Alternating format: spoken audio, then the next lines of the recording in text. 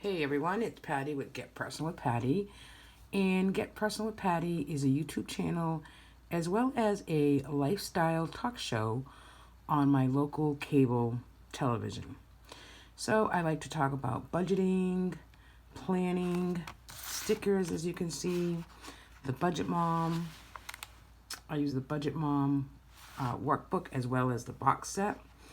So the budget that I'm going to go over today is the paycheck for March 19th, which was yesterday. These are my funds in a separate checking account, but it does go for paying all of our sinking funds and all of our cash envelopes on a weekly basis.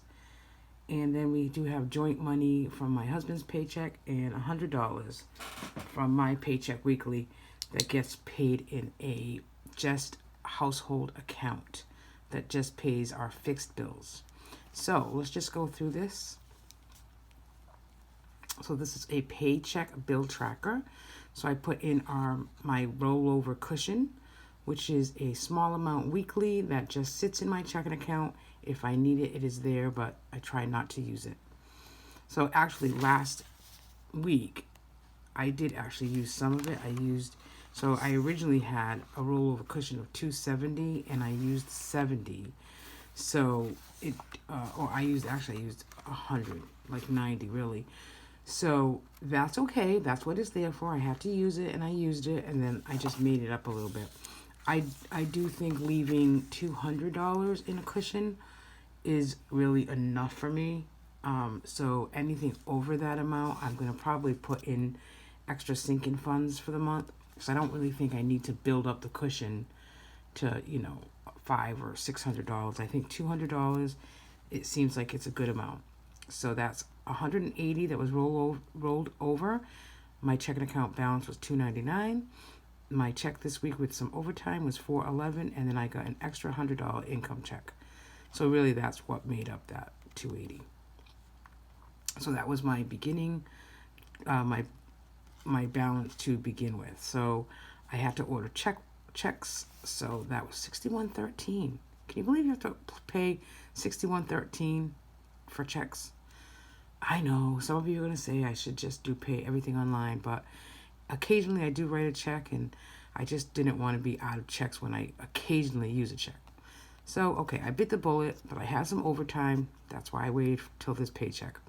Then my rollover cushion was 180, and then this week's cushion is 20, so that'll be that 200. So that's totaled down here and then transferred back up here. These are my cash envelopes. These are the ones that I'm using for March. Every once in a while, I might add one or two extra, in a future month. But right now, these are my focuses. So, in this budgeted is what I thought I was going to put aside for these envelopes, as well as here sinking funds, and the actual is how much I actually did put in those envelopes or sinking funds. So I usually give ourselves, my husband and I, $25, but we got money from another account, so we each took 20. Extra child care weekly is about $36, and I have some money left over in the envelope. So I usually put 40 in, but this week I put 30. I have a girls' night coming up on Monday, so I wanted to add an extra 10. And then I have 50 altogether to go out, and I won't use 50, but at least I'll have it there for next time. The 100 envelope challenge, which is what you take 100 envelopes, number them 1 to 100, and after you fill them all in, which takes about a year, you get $5,000. So that 100 envelope challenge is going to be toward our cruise in 2022. And I've been on the slow take to do the higher, like 85 to 100. So I'm trying to build it up a little slower.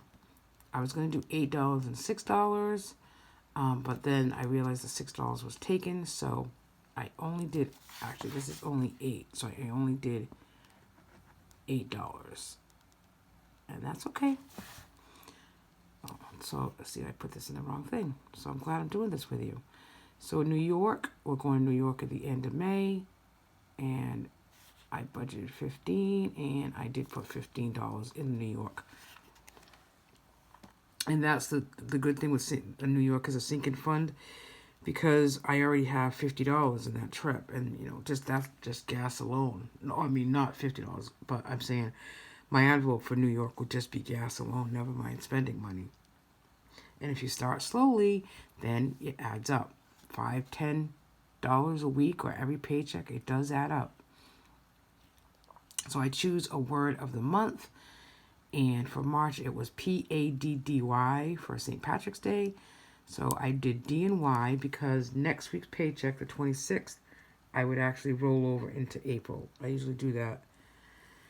So D and Y, total 28. I put $28 in that envelope. And then that was closed for the month of March already.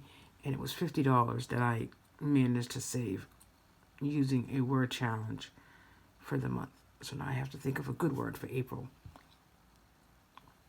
Dine out, I put $25. Groceries, $60, which we'll do a small Aldi haul today. And then miscellaneous, that's $6 over here. I just put in my miscellaneous envelope $6. So midweek, probably Wednesday or Thursday, I'll close out March completely. And if that's still in there, I'll just put $1 in the dollar jar and $5 in my $5 jar. So you can see kind of what happens. So this totals 222, which is really ironic because that's my number in life, 222, and the number 8. We all have a number, don't we? You'll have to go back and watch my very first Get Personal with Pattie video. It's on YouTube through Fairhaven TV, and it's all about numbers. So if you want to get to know a little bit about me, certainly go back and watch that video. Okay, so BJ's, I didn't put any in this week, but see, I had budgeted 20, but then I decided not to put any in there. The 4 sinking funds, I put 20, which is $5 for 4 sinking funds. The April challenge, I want it to be, one up. Nope, not this week. House cleaning happens every 2 weeks, so I have to really rebuild that up. So there's only $25 in there, but I am expecting some money on Monday, so I'll refill that because she comes next Wednesday. And then these in pink are automatic transfers, so they are listed. 25, 10, 25. 25 and 20. Allie savings account, Christmas 21 gets 10, and emergency fund gets 25. And that gets automatically transferred, so I don't see it. And over here, I did pay an extra $50 on my credit card and to put down debt, and my husband's, I did put another $50. I do use this page as a breakdown of cash denomination, so I can take just my little slip to the bank, and that way they know exactly how many 20s, 10s, 5s, and 1s I want. So that was that page. My money thoughts continue. As you know, I do write in my money thoughts, and my money thoughts is my debit card stays home, and I don't swipe it. And I've done a very good job in March to do that. So then I go to these pages, and as you can see, I do the highlight method, which I color code, cushion, deposits, cash taken out, specialty grocery, etc. And I do it by week and by paycheck. So I started this on something I saw on YouTube that somebody uses, and it works really well for me. And that way it breaks down the categories down here. So at the end of the month, I don't have to, flip through all the colors and pages to figure it out. So this is the 4th paycheck. And it's the March 19th. And as you can see, it's just color-coded of, color-coded of what I've done. So then I won't use these pages, and I'll go right into filling this out midweek. So how much I started with in credit card debt. I only have one credit card. It's a Capital One, and it's I think the balance is $1,139. But I started this year off at a balance of close to $1,800, so I'm doing really well, and I anticipate that should be paid off by the end of May. I do use this page. Where did my money go in March? So again, I already started putting all my categories, budget categories in here. I will do this probably week, this week, maybe the end of this week, because my March, if you go back here to the calendar, yep, my calendar. So I get 4 paychecks, 4 weekly paychecks, excuse me, 4 weekly paychecks in March, but I do get an extra income in on the 8th or 9th, so I got it 9th. So I do that as a separate page, as a separate bill tracker to make sure I'm spending it wisely. And so I always have to roll my last paycheck into April, which is okay. I use the highlight method as well on my calendar. So I got paid this orange, and these are the bills that came out of it. So I just roll that paycheck into April, and then I might have to combine 2 paychecks in April, but that's okay.